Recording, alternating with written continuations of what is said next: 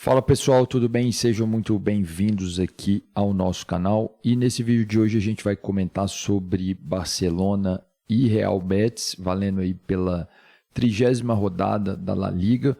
Vamos conversar um pouquinho sobre esse jogo. O Barcelona perdeu uma grande oportunidade de se isolar na liderança, mas estava enfrentando um adversário que nos últimos jogos aí fez boas partidas, uma sequência boa de vitórias, tem jogado muito bem e aí teve até destaque de brasileiro. Vamos conversar um pouquinho sobre isso, sobre essa rodada aí da La Liga. Mas antes disso, se você gosta desse tipo de conteúdo, se inscreva aqui no nosso canal, deixe seu like, isso ajuda bastante aqui no nosso trabalho. Lembrando também que eu fiz uma playlist comentando aí os principais jogos da La Liga, principalmente envolvendo Barcelona e Real Madrid. Vou deixar na descrição essa playlist. Eu acho que é um campeonato muito interessante para a gente acompanhar do ponto de vista dos jogadores brasileiros. Tem muitos jogadores brasileiros ali jogando, que são destaque, né? Então é uma competição interessante. Pois bem, esse jogo foi lá no Estádio Olímpico, lá em Barcelona, e com o mando do Barcelona, mas é bom lembrar que antes teve uma partida muito importante jogada lá em Madrid, onde o Real Madrid enfrentou o Valência e perdeu esse jogo, um jogo onde o Vini Júnior foi até vaiado, muito criticado porque perdeu um pênalti, ficou ali devendo, né? Apesar dele ter feito um gol ali, mas enfim, a vitória não veio para o Real Madrid, uma vitória que era dada meio como certa, mas daí a gente vê, eu já comentei aqui em outros vídeos, mas a impressão que a gente tem é que a La Liga é um campeonato muito tranquilo, muito fácil, porque sempre a gente vê Barcelona e Real Madrid figurando ali entre os principais times, o título fica com o Real ou fica com o Barcelona.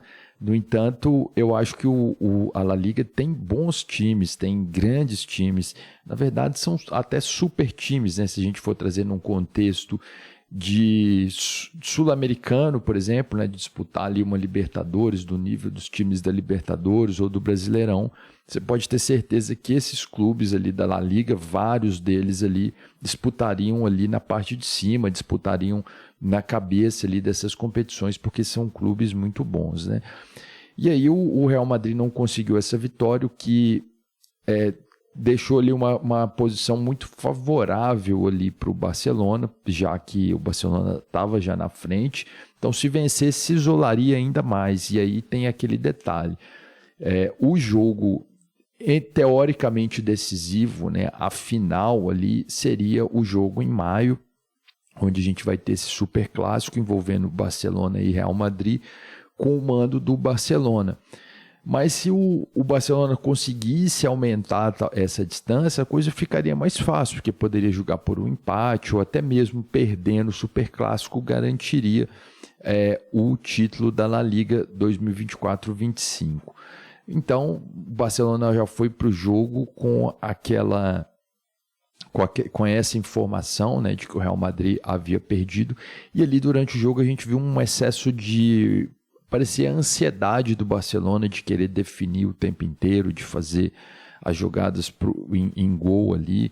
E eles estavam enfrentando um time que vinha numa sequência de 6 vitórias, que é o Real Betis. Até fiz um vídeo aqui no canal também falando sobre a boa fase do Antony lá no Real Betis, né? Caiu nas graças da torcida e tem jogado muito bem. Então é um time muito interessante. Todo ano aí na La Liga a gente vê um time que se destaca, uma certa fase, assim, uma revelação, uma surpresa, né, da La Liga, e esse ano eu acredito que é o Real Betis, né, um time que está fazendo ali uma campanha muito boa, está disputando vaga na Champions, eu acho que tem chance de conseguir. E ali o Barcelona tentou várias chances ali no começo, abriu o placar, mas foi incrível como o Betis conseguiu ali colocar, vamos dizer assim, organizar o seu jogo e chegou ao empate 10 minutos depois ali. Foi o gol até de um brasileiro, Natan, parece que ele já jogou aqui acho que no Flamengo, no Red Bull Bragantino, né? É um zagueiro, ele fez um gol lá de empate, né? Então mais um brasileiro aí se destacando aí no Real Betis, além do Antony, né? E depois ali foi meio que um jogo de ataque e defesa ali, o Betis se segurou muito bem até o final do jogo, não conseguiu ali efetivamente criar chances ali para matar o jogo. Acho que eles atacaram bastante, mas não foi suficiente, né? Outro detalhe também importante aí sobre essa partida é o fato do Rafinha, né? O Rafinha ficou no banco no primeiro tempo e ele entrou só no segundo tempo.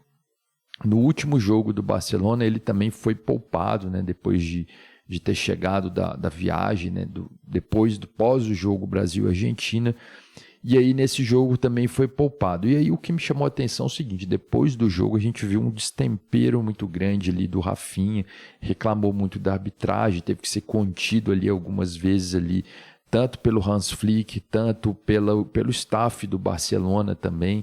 Então acho que isso é algo que o Rafinha, de certa forma, preocupa isso, né? Ele parece ser um cara muito afoito nesse sentido ali, ele tem que ter mais a cabeça no lugar, é um grande jogador, tem feito uma campanha, uma grande temporada, né? Tem até se falado dele se concorrer ao melhor jogador do mundo na próxima dessa temporada, né? E eu acho que tem chance, é um cara muito bom, só que ele tem esses problemas, às vezes ele perde a cabeça ali por algo desnecessário, assim, num jogo que efetivamente contra o Real Betis, né? Então, assim, onde o Barcelona era favorito, tá certo que foi o empate, não foi o resultado que o Barcelona gostaria, precisava, mas mesmo assim continua na liderança, e isso acontece dentro do futebol. O Barcelona estava enfrentando uma equipe difícil de ser enfrentada, uma equipe que está num bom momento.